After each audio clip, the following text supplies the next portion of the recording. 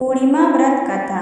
द्वापर युग में एक समय की बात है कि यशोदा जी ने कृष्ण से कहा, हे कृष्ण, तुम सारे संसार के उत्पन्न करता, पोषक तथा उसके संहार करता हो।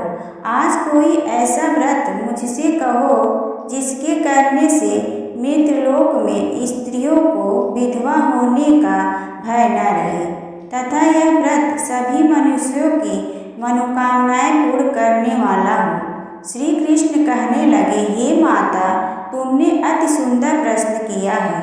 मैं तुमसे ऐसे ही व्रत को सविस्तार पूर्वक कहता हूँ। सौभाग्य की प्राप्ति के लिए स्त्रियों को 32 पूर्णिमा का व्रत करना चाहिए। इस व्रत के करने से स्त्रियों को सौभाग्य संपत्ति मिलती है।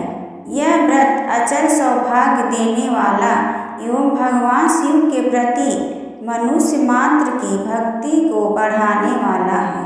यशोदा जी कहने लगी, हे कृष्ण, सर्वप्रथम इस व्रत को मृतलोक में किसने किया था, इसके विषय में विस्तार पूर्वक मुझसे कहो। श्री कृष्ण जी कहने लगे कि इस भूमंडल पर एक अत्यंत प्रसिद्ध राजा चंद्रहास से पालित अनेक प्रकार के रत्नों से परिपूर्ण कादिका नाम की एक नगरी थी। वहाँ पर धनेश्वर नाम का एक ब्राह्मण था और उसकी स्त्री अति सुशीला रूपवती थी। दोनों ही उस नगरी में बड़े प्रेम के साथ रहते थे। घर में धन धान आदि की कमी नहीं थी। उनको एक बड़ा दुख था कि उनके कोई संतान नहीं थी। इस दुख से वह अत्यंत दुखी रहते थे। एक समय एक बड़ा तपस्वी योगी उस नगरी में आया। वह योगी उस ब्राह्मण के घर को छोड़कर अन्य सब घरों से भिक्षा लाकर भोजन किया करता था। रूपवती से वह भिक्षा नहीं लिया करता था। उस योगी ने एक दिन रूपवती से भिक्षा न लेकर किसी अन्य घर से भिक्षा लेकर गंगा किनारे जाकर भिक्षा अन्न को प्रेम पूर्वक खा रहा था कि धनेश्वर ने योगी का यह सब कार्य किसी प्रकार से देख लिया। अपनी भिक्षा के अनादर से दुखी होकर धनेश्वर योगी से बोला, महात्म, आप सब घरों से भिक्षा लेते हैं परंतु मेरे घर की भिक्षा कभी नहीं लेते, इसका कारण क्या है? योगी ने कहा कि निसंतान के घर की भीख पतितों के अन्न के तुल्य होती है और जो पतितों का अन्न खाता है वह भी पतित हो जाता है। क्योंकि तुम निसंतान हो, अतः पतित हो जाने के भय से मैं तुम्हारे घर की भिक्षा नहीं लेता। धनेश्वर यह बात सुनकर अपने मन में बहुत दुखी हुआ और हाथ जोड़कर योगी के पैरों पर गिर पड़ा तथा अंतर्भाव से कहने लगा, हे महाराज, यदि ऐसा है तो आप मुझको पुत्र प्राप्ति का उपाय बताइए। आप सर्वज्ञ हैं, मुझ पर अवश्य ही कृपा कीजिए। धन की मेरे घर में कोई कमी नहीं है परंतु मैं पुत्र न होने के कारण अत्यंत दुखी। आप मेरे इस दुख का हरण करें, आप सामर्थ्यवान हैं। यह सुनकर योगी कहने लगे, हे ब्राह्मण, तुम चंडी की आराधना करो। घर आकर उसने अपनी स्त्री से सब वृत्तांत कहा और स्वयं तप के निमित्त वन में चला गया। वन में जाकर उसने चंडी की उपासना की और उपवास किया। चंडी ने 16वें दिन उसको स्वप्न में दर्शन दिया और कहा, हे धनेश्वर, जा तेरे पुत्र होंगे परंतु वह 16 वर्ष की आयु में ही मृत्यु को प्राप्त हो जाएगा। यदि तुम दोनों स्त्री पुरुष 32 पूर्णिमासी का व्रत विधि पूर्वक करोगे तो वह दीर्घायु होगा। जितनी तुम्हारी सामर्थ्य हो, आटे के दिए बनाकर शिव जी का पूजन करना। 32 पूर्णमासी हो जाना चाहिए। प्रातःकाल होने पर इस स्थान के समीप ही तुम्हें एक आम का वृक्ष दिखाई देगा। उस पर तुम चढ़कर एक फल तोड़कर शीघ्र अपने घर चले जाना। अपनी स्त्री से सब वृत्तांत कहना। ऋतु स्नान के पश्चात वह स्वच्छ होकर श्री शंकर जी का ध्यान करके उस फल को खा लेगी। तब शंकर भगवान की कृपा से उसको गर्भ हो जाएगा। जब वह ब्राह्मण प्रातःकाल उठा तो उसने उस स्थान के पास ही एक आम का वृक्ष देखा, जिस पर एक अत्यंत सुंदर आम का फल लगा हुआ था। उस पर ब्राह्मण ने उस आम के वृक्ष पर चढ़कर उस फल को तोड़ने का प्रयत्न किया, परंतु वृक्ष पर कई बार प्रयत्न करने पर भी वह न चढ़ पाया। तब तो उस ब्राह्मण को बहुत चिंता हुई और विघ्न विनाशक श्री गणेश जी की वंदना करने लगा।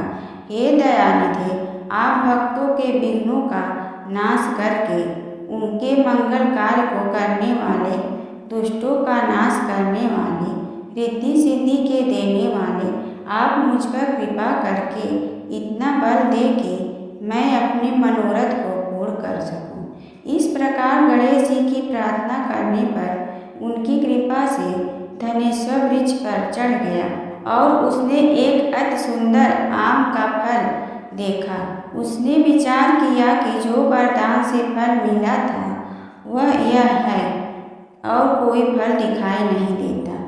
उस धनेश्वर ब्राह्मण ने जल्दी से उस फल को तोड़कर अपनी स्त्री को लाकर दिया और उसकी स्त्री ने अपने पति के कहे अनुसार उस फल को खा लिया और वह गर्भवती हो गई। देवी जी की असीम कृपा से उसे एक अत्यंत सुंदर पुत्र उत्पन्न हुआ, जिसका नाम उन्होंने देवीदास रखा। माता पिता के हर्ष और शोक के साथ वह बालक शुक्ल पक्ष के चंद्रमा की भांति अपने पिता के घर में पढ़ने लगा। भवानी की कृपा से वह बालक बहुत ही सुंदर, सुशील और विद्या पढ़ने में बहुत ही निपुण हो गया। दुर्गा जी की आज्ञा अनुसार उसकी माता ने 32 पूर्णमासी का व्रत रखना प्रारंभ कर दिया था, जिससे उसका पुत्र बड़ी आयु वाला हो जाए। 16वां वर्ष लगते ही देवीदास के माता पिता को बड़ी चिंता हो गई कि कहीं उनके पुत्र की इस वर्ष मृत्यु न हो जाए। इसलिए उन्होंने अपने मन में विचार किया कि यदि यह दुर्घटना उनके सामने हो गई तो वे कैसे सहन कर सकेंगे। अस्तु उन्होंने देवीदास के मामा को बुलाया और कहा कि मेरी इच्छा है कि देवीदास 1 वर्ष तक काशी में जाकर विद्या अध्ययन करे और उसको अकेला भी नहीं छोड़ना चाहिए। इसलिए साथ में तुम चले जाओ और 1 वर्ष के पश्चात उसको वापस लौटा लाना। सब प्रबंध करके उसके माता पिता ने काशी जाने के लिए देवीदास को एक घोड़े पर बैठाकर उसके मामा को उसके साथ कर दिया, किंतु यह बात उसके मामा या किसी और से नहीं कही। धनेश्वर ने सपत्नी अपने पुत्र की मंगल कामना के लिए, दीर्घ आयु के लिए भगवती दुर्गा की आराधना और पूर्णमासी का व्रत करना आरंभ कर दिया। इस प्रकार बराबर 32 पूर्णमासी का व्रत पूरा किया। कुछ समय पश्चात एक दिन वह दोनों मामा और भांजा मार्ग में रात्रि बिताने के लिए किसी गांव में ठहरे हुए थे।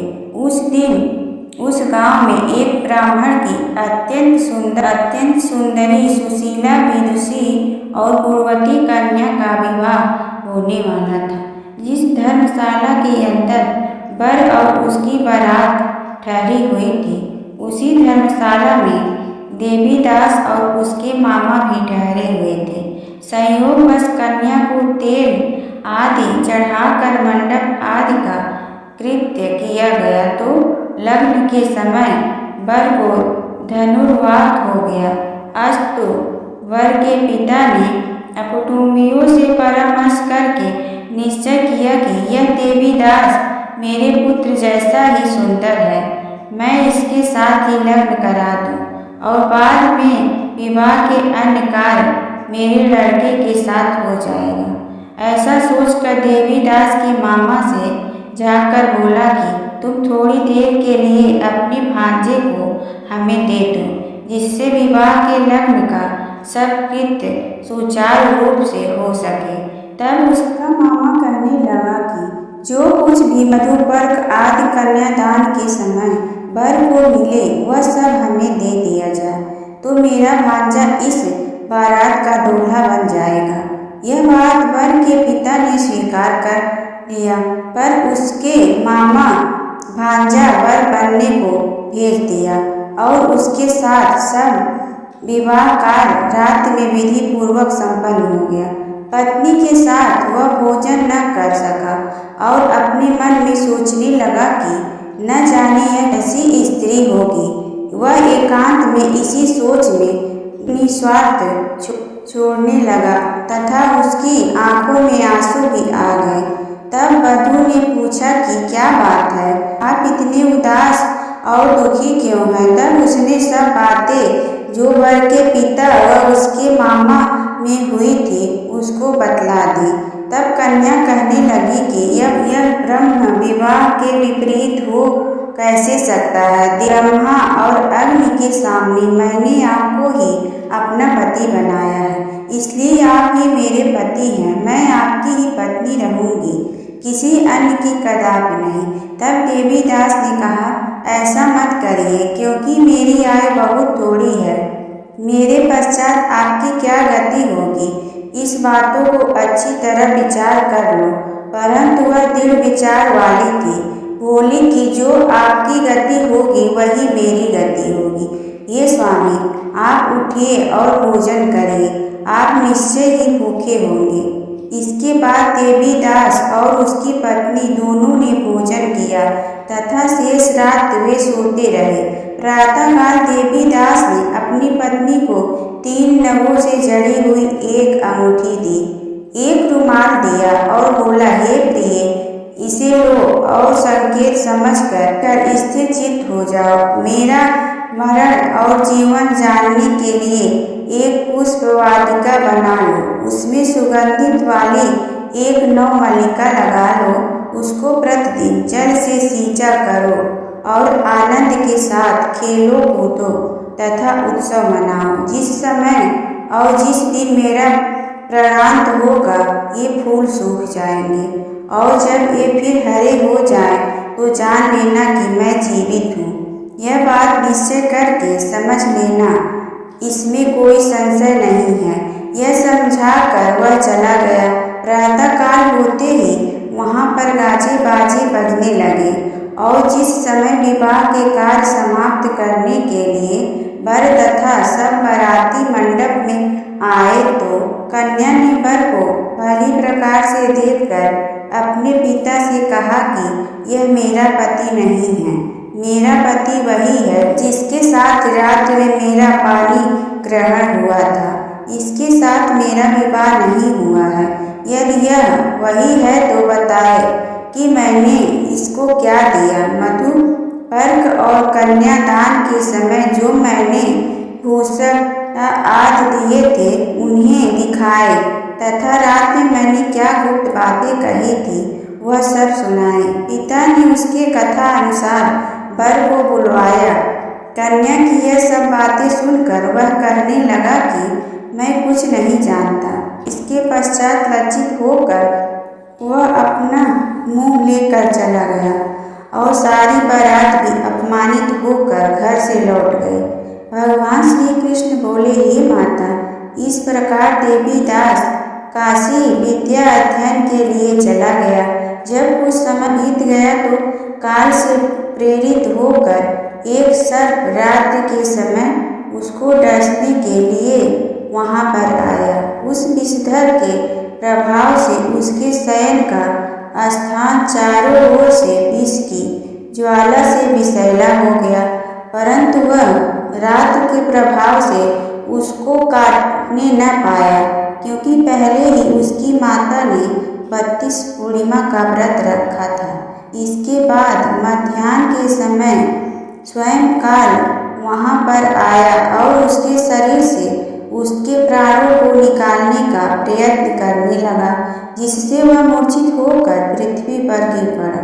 भगवान की कृपा से उसी समय पार्वती जी के साथ श्री शंकर जी वहां पर आ गए। उसको मूर्छित दशा में देखकर पार्वती जी से भगवान शंकर से प्रार्थना की कि हे महाराज, इस बालक की माता ने पहले 32 पूर्णिमा का व्रत किया, जिसके प्रभाव से हे भगवान आप इसको प्राण दान दें। भवानी के कहने पर भक्त वत्सल भगवान श्री शिव जी ने उसको प्राण दान दे दिया। इस व्रत के प्रभाव से काल को भी पीछे हटना पड़ा और देवीदास स्वस्थ होकर बैठ गया। उधर उसकी स्त्री उसके काल की प्रतीक्षा किया करती थी। जब उसने देखा कि उस पुष्प वाटिका में पत्र पुष्प कुछ भी नहीं रहे तो उसको अत्यंत आश्चर्य हुआ, और जब वह वैसे ही हरी भरी हो गई तो वह जान गए कि वह जीवित हो गए हैं। यह देखकर वह बहुत प्रसन्न मन से अपने पिताजी से कहने लगी कि मेरे पति जीवित हैं, आप उनको ढूंढिए। जब 16वां वर्ष व्यतीत हो गया तो देवीदास भी अपने मामा के साथ काशी से चल दिया। इधर उसके ससुर उसको ढूंढने के लिए अपने घर से जाने वाले ही थे कि वह दोनों मामा भांजा वहां पर आ गए। उसको आया देखकर उसका ससुर बड़ी प्रसन्नता के साथ अपने घर में ले आया। उस समय नगर के निवासी भी वहां इकट्ठा हो गए और सबने निश्चय किया कि अवश्य ही इसी बालक के साथ इस कन्या का विवाह हुआ था। उस बालक को जब कन्या ने देखा तो पहचान लिया और कहा कि यह तो वही है जो संकेत करके गया था। तदोपरांत सभी कहने लगे कि भला हुआ जो यह आ गया, और सब नगर वासियों ने आनंद मनाया। कुछ दिन बाद देवीदास अपनी पत्नी और मामा के साथ अपने ससुर के घर से बहुत सा उपहार आदि लेकर अपने घर के लिए प्रस्थान किया। जब वह अपने गांव के निकट आ गया तो कई लोगों ने उसको देखकर उसके माता पिता को पहले ही जाकर खबर दे दी कि तुम्हारा पुत्र देवीदास अपनी पत्नी और मामा के साथ आ रहा है। ऐसा समाचार सुनकर पहले तो उन्हें विश्वास ही नहीं हुआ, किंतु जब और लोगों ने भी आकर उनकी बात का समर्थन किया तो उनको बड़ा आश्चर्य हुआ। लेकिन थोड़ी देर में देवीदास ने आकर अपने माता पिता के चरणों में अपना सिर रखकर प्रणाम किया, और उसकी पत्नी ने अपने सास ससुर के चरणों को स्पर्श किया तो माता पिता ने अपने पुत्र और पुत्र वधू को अपने हृदय से लगा लिया और दोनों की आंखों में प्रेम आंसू बहने लगे। अपने पुत्र और पुत्र वधू को आने की खुशी में धनेश्वर ने बड़ा भारी उत्सव किया और ब्राह्मणों को भी बहुत सा दान दक्षिणा देकर प्रसन्न किया। श्री कृष्ण जी कहने लगे कि इस प्रकार धनेश्वर 32 पूर्णिमा के व्रत के प्रभाव से पुत्रवान हो गया। जो भी स्त्रियां इस व्रत को करती हैं वे जन्म जन्मांतर में वैधव्य का दुख नहीं भोगती और सदैव सौभाग्यवती रहती हैं। यह मेरा वचन है, इसमें कोई संदेह नहीं मानना है। यह व्रत पुत्र पौत्रों को देने वाला तथा संपूर्ण मनोकामनाओं को पूर्ण करने वाला है। 32 पूर्णिमा के व्रत करने से व्रती के सब इच्छा भगवान शिव जी की कृपा से पूर्ण हो जाती है।